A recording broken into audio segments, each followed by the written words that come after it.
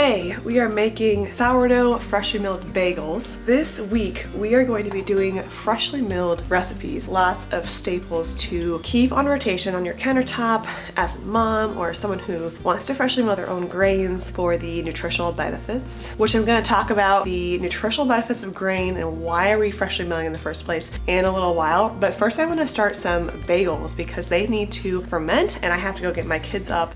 It is morning time, so we have dance class to get to. So I'm gonna get these bagels started now so they can sit, and when we get back they'll be ready to bake. So last night I got the bagel dough started. This is my sourdough bagel recipe. I've been making it for many years, but I'm excited to do it with freshly milled grain. I find a lot of pleasure in making a dough in the late evening. I'm always a little tired. The kitchen is needing just to be touched up and perfectly clean. It's not perfectly clean yet, but I got this dough ready so that I could make these today, and I never wake up regretting starting a dough the night before. So I got this started the night before, and now I'm going to shape them and let them rise, and we'll bake them for lunch.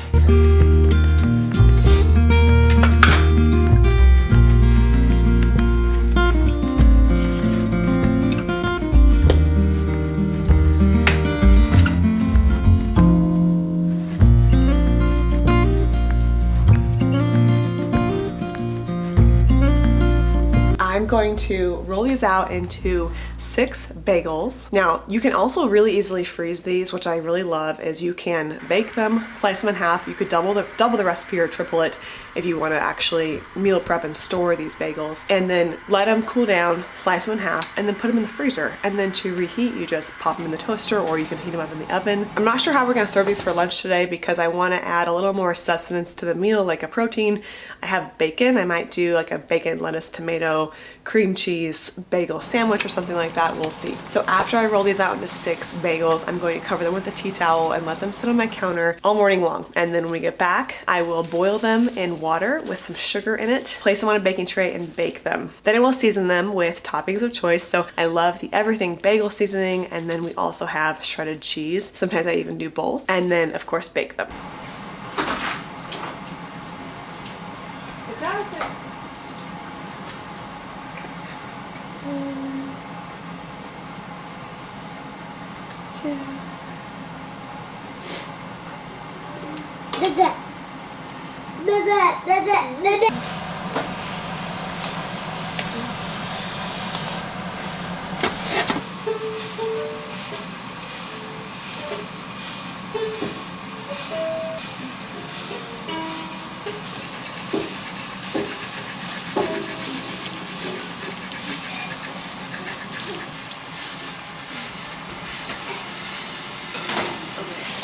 Set this up this bacon real quick.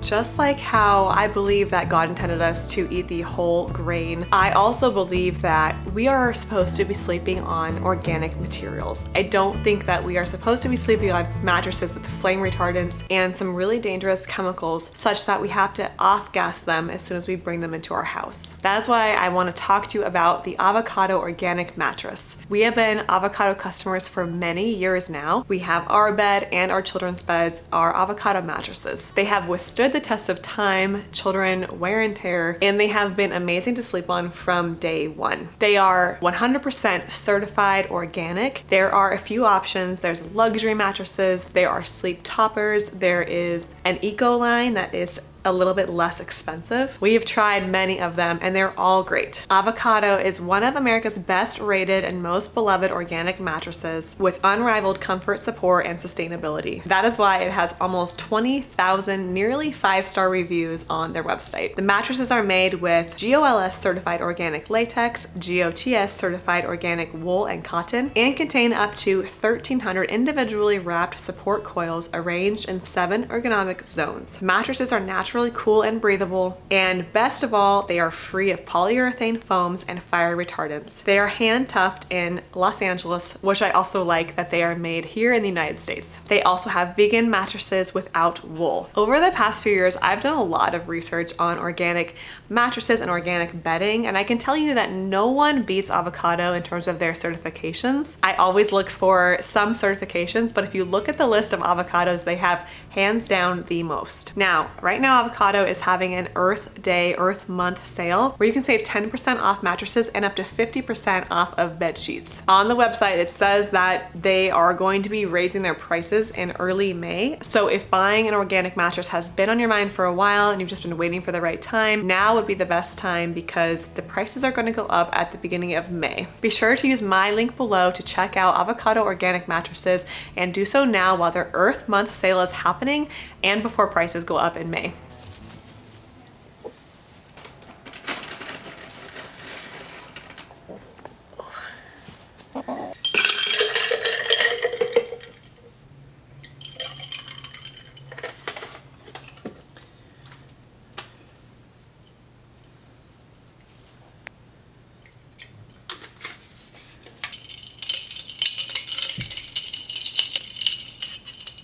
It is the late afternoon now, and I wanted to just try to fit in one more baking good for the week. I like to kind of meal prep and just always have food on hand. I know that sounds probably like a pretty standard idea as a mom, but you know what it's like to have hungry kids and just looking around for options. So this is gonna be sourdough freshly milled cheddar biscuits. I have a sourdough cheddar biscuit recipe on the blog already, so I just needed to convert it to freshly milled flour. So I'm gonna be using hard white wheat berries here. So we gotta fill up all the way to the top. All the way to the top. So we gotta glue. Whoops.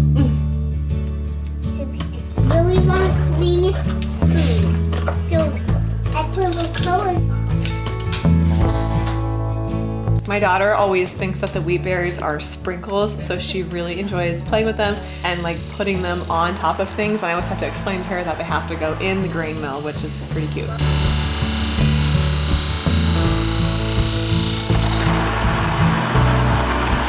Turn to grain. To flour? Okay, turn it on. I honestly don't know if I should call these a muffin or a biscuit. I feel like biscuits are usually made with butter and you kind of stack them. I have a pumpkin biscuit recipe that I really like, and that's not what this is, but they are very similar to biscuits. But I do like that I bake them in a muffin tray because it just makes them easy to make, whereas traditional biscuits are a little bit more labor intensive. I do want to make some freshly milled traditional biscuits, but these are really great for now.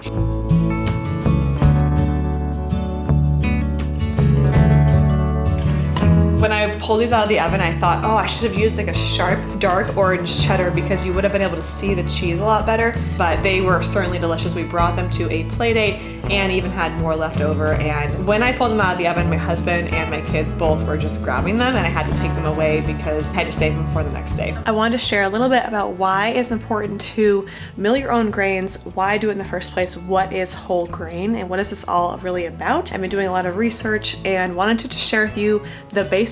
I'm definitely not an expert here, but basically when you buy flour from the grocery store, that is your refined flour. Sometimes it is even bleached, which is a whole different thing, but assuming you're getting even good high quality organic all-purpose flour, that flour is only part of the whole grain. So a grain contains 3 parts: the bran, the germ, and the endosperm. And the flour that you buy, if you're buying a white all-purpose flour, is just the endosperm. So they remove the bran and the germ, and they do this to improve the shelf life of the flour and to make it really white and fluffy. It's said that back in the day, really wealthy people could afford this white, beautiful, airy, bubbly flour because they could afford to process it like that. So it kind of became known as the standard of bread. And to this day, many of us think that that is what flour is. But in fact, the whole grain is so much better for you. The bran and the germ contain actually the most nutrients. They have the fiber, the protein, the magnesium, vitamins, a bunch of vitamin B, vitamin E. So when you remove that portion of the grain, you are getting a very minimized part of the grain. And many people today believe that this is why we are so grain intolerant or grain sensitive, because we are not getting the full grain. So our bodies are meant to eat the entire grain, all three parts. So we have a harder time processing the only one endosperm section of the grain. Now, grain is similar to a fruit in the way that when you open it up, it starts to lose its nutrients, just like an avocado. When you open that up, it starts to become brown, so you know that you have to eat it right away. Well, whole grain is the same way. So even when you buy whole grain flour from the store, it is not as nutrient dense as milling your own flour. Many people today are milling their own grains, and the big reason for that is maybe some cost savings because they can buy grains in bulk. Maybe they want to have storage of grains in case there's a reason that they need to just own a whole lot of food and not rely on a grocery store. That's all good and everything, but the best reason, in my opinion, is because you have the most nutrients coming from that freshly milled grain. Just like when you open up an avocado or you peel a banana, it's really ripe and nice, and as soon as it's exposed to air and sitting out, it starts to degrade in nutrients. So the whole grain, when you freshly mill it, is the highest nutrient content, and then when you go to bake it or ferment it, in the case of sourdough, it kind of freezes its nutrient content at that point. So this is one of the reasons that many people are interested in milling their own grains. So when I make whole grain recipes, I always like to freshly mill the grain and put it right in the recipe. That's why I'm having to redo a lot of my recipes, because the scooping, when I'm scooping the whole grain, the actual wheat berries, that doesn't equal 1-to-1 ratio with the amount of flour that I end up getting. So if I scoop 1 cup of wheat berries, it's not necessarily 1 cup of flour. It's about 1.25 cups, and sometimes more or less depending on the type of wheat. So it's helpful for me to write these recipes out with how much actual wheat berries I'm scooping, because that way I don't have to mill the grain and then measure it and then use it for a recipe. I can just go straight from my bucket of wheat berries to my bowl for the recipe. Okay, now on to the next freshly milled recipe. Speaking of freshly milled, today we're gonna get the grain mill back out. Actually, it just lives on the counter, but we're gonna be freshly milling some soft white wheat for fried chicken.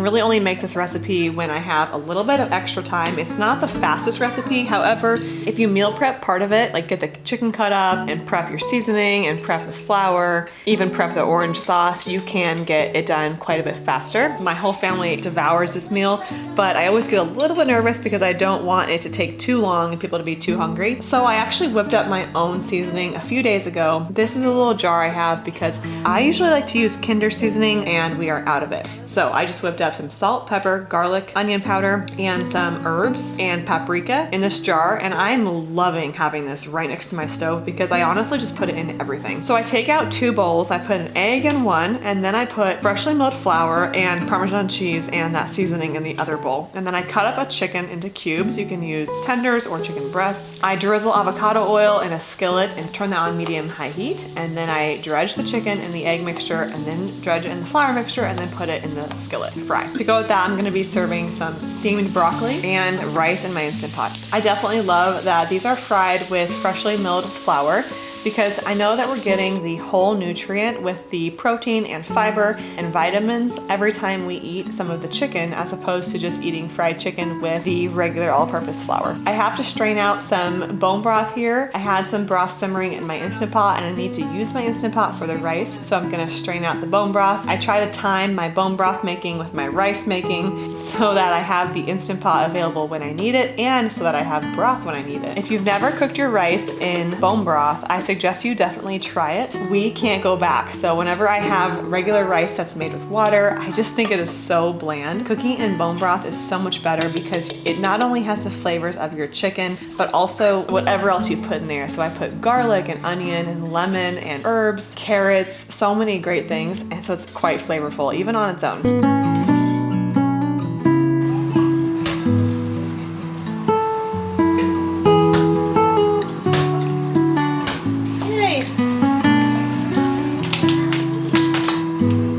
There's a couple shoes over here.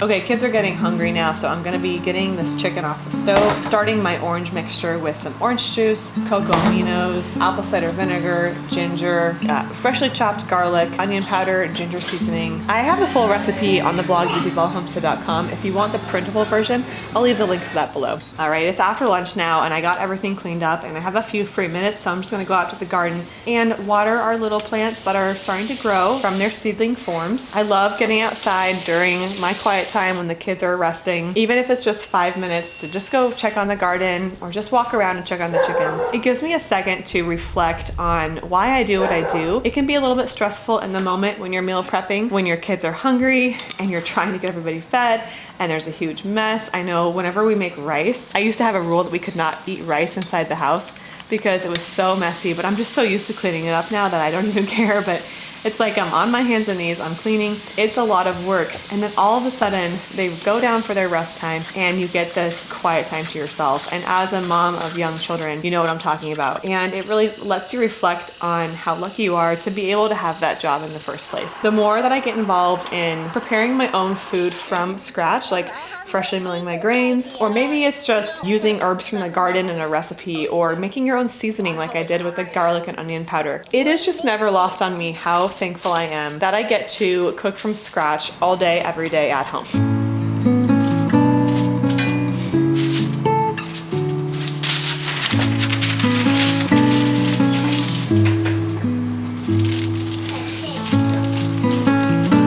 I wanted to make some freshly milled sourdough crackers. I've been trying to make crackers for a long time and finally decided it was the perfect time. So these have sourdough starter and freshly milled flour in them. They're really easy. You just make a very small dough, roll them out in between 2 sheets of parchment paper, add your seasonings, we did salt and herbs, and then you bake them. If you want more freshly milled flour recipes, let me know in the comments below. I know that I'm super into this right now, but I don't know if I'm the only one or if lots of other people are doing the same thing. So let me know if this is something that you want more of. If you are ready to get a non-toxic, organic, high-quality mattress that you will love sleeping in every night, be sure to check out Avocado's Earth Month sale that is ending in just a few days when their prices will go up. So now is the perfect time to use my link below. As always, if you're brand new around here, I would love if you would hit that subscribe button and join me every single week for farm-to-table recipes and homemade natural living. Thank you so much for stopping by the Duvall Homestead.